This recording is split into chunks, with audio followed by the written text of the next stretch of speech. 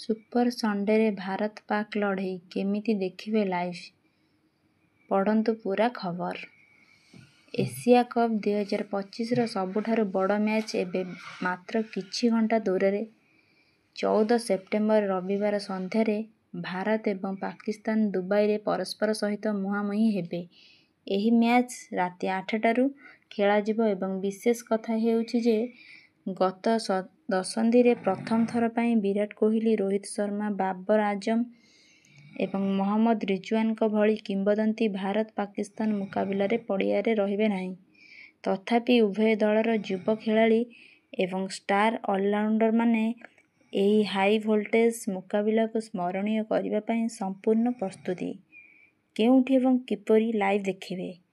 ଏହି ମ୍ୟାଚ୍ଟି Sony sports ନେଟୱାର୍କରେ ସିଧା ପ୍ରସାରଣ କରାଯିବ। ଅନ୍ୟପକ୍ଷରେ ଦର୍ଶକମାନେ ମୋବାଇଲ ଏବଂ ଲ୍ୟାପଟପ୍ ମ୍ୟାଚ୍ ଦେଖିବା ପାଇଁ ସୋନି ଲାଇଭ୍ ଆପ୍ ବ୍ୟବହାର କରିପାରିବେ। ଅର୍ଥାତ୍ ପ୍ରଶଂସକମାନେ ଘରେ ଥାଆନ୍ତୁ କିମ୍ବା ବାହାରେ, ସେମାନେ ଭାରତ-ପାକିସ୍ତାନର ରୋମାଞ୍ଚକୁ କୌଣସି ସ୍ଥାନରେ ହରାଇବେ ନାହିଁ। ଏସିଆ କପ୍ରେ ଭାରତ ଓ ପାକିସ୍ତାନ ରେକର୍ଡ। ଏପର୍ଯ୍ୟନ୍ତ ଏସିଆ କପ୍ରେ ଉଭୟ ଦଳ 19 ଥର ମୁହାଁମୁହିଁ ହୋଇଛନ୍ତି। ଏଥିମଧ୍ୟରୁ ଭାରତ 10 ଥର ମ୍ୟାଚ୍ ଜିତିଥିବା ବେଳେ ପାକିସ୍ତାନ 6 ଥର ଜିତିଛି। ସେହି ସମୟରେ ବର୍ଷା ଯୋଗୁଁ 3ଟି ମ୍ୟାଚ୍ ଧୋଇଯାଇଥିଲା। ପାକିସ୍ତାନ ଶେଷ ଥର ପାଇଁ 2022 ମସିହାରେ ଦୁବାଇରେ ଭାରତକୁ ପରାସ୍ତ କରିଥିଲା, ଯେତେବେଳେ ମହମ୍ମଦ ରିଜୱାନ ଏବଂ ମହମ୍ମଦ ନୱାଜଙ୍କର ବିସ୍ଫୋରକ ବ୍ୟାଟିଂ ମ୍ୟାଚ୍ର ମୋଡ଼ ବଦଳାଇ ଦେଇଥିଲା। ଭାରତ ପ୍ଲେଇଂ 11 ଅଭିଷେକ ଶର୍ମା, ଶୁଭମ ଗିଲ୍, ସୂର୍ଯ୍ୟକୁମାର ଯାଦବ, ଅଧିନାୟକ ସଞ୍ଜୁ ସାମସନ, ୱିକେଟକିପର ତିଲକ ବର୍ମା, ହାର୍ଦ୍ଦିକ ପାଣ୍ଡ୍ୟା, ଶିଭମ ଦୁବେ, ଅକ୍ଷର ପଟେଲ, ଯଶପ୍ରୀତ ବୁମରାହ, ବରୁଣ ଚକ୍ରବର୍ତ୍ତୀ, କୁଲଦୀପ ଯାଦବ। ଭାରତୀୟ ଦଳର ସୂର୍ଯ୍ୟକୁମାର ଯାଦବ, ଅଧିନାୟକ ଶୁଭମ ଗିଲ୍, ହାର୍ଦ୍ଦିକ ପାଣ୍ଡ୍ୟା, ଅର୍ଶଦୀପ ସିଂହ, ଅଭିଷେକ ଶର୍ମା, ତିଲକ ବର୍ମା, ଶିଭମ ଦୁବେ, ଅକ୍ଷର ପଟେଲ, ଜିତେଶ ଶର୍ମା, ୱିକେଟକିପର ଯଶପ୍ରୀତ ବୁମରାହ, ବରୁଣ ଚକ୍ରବର୍ତ୍ତୀ, କୁଲଦୀପ ଯାଦବ, ହର୍ଷିତ ରାଣା, ରିଙ୍କୁ ସିଂହ, ସଞ୍ଜୁ ସାମସନ।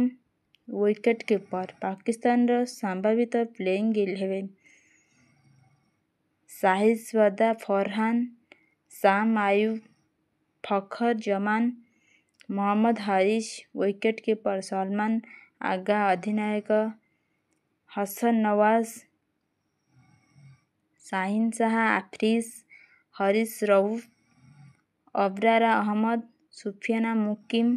ପାକିସ୍ତାନ ଦଳ ସଲମାନ ଆଗା, ଅଧିନାୟକ ଅବରାର ଅହମଦ, ଫହିମ ଆଶରଫ, ଫଖର ଜମାନ, ହରିଶ ରାଉଫ, ହସନ ଅଲି, ହସନ ନୱାଜ, ହୁସେନ ତଲତ, ଖୁଶଦିଲ ଶାହ, ମହମ୍ମଦ ହରିଫ। ୱିକେଟରକ୍ଷକ ମହମ୍ମଦ ନୱାଜ, ମହମ୍ମଦ ୱାସିମ, ସାହିବ-ବାଜା, ଫରହାନ, ସଇମ ଆୟୁବ, ସଲମାନ ମିର୍ଜା, ସହିମ ଶାହ ଆଫ୍ରିଦି, ସୁଫିଆନ ମୁକିମ।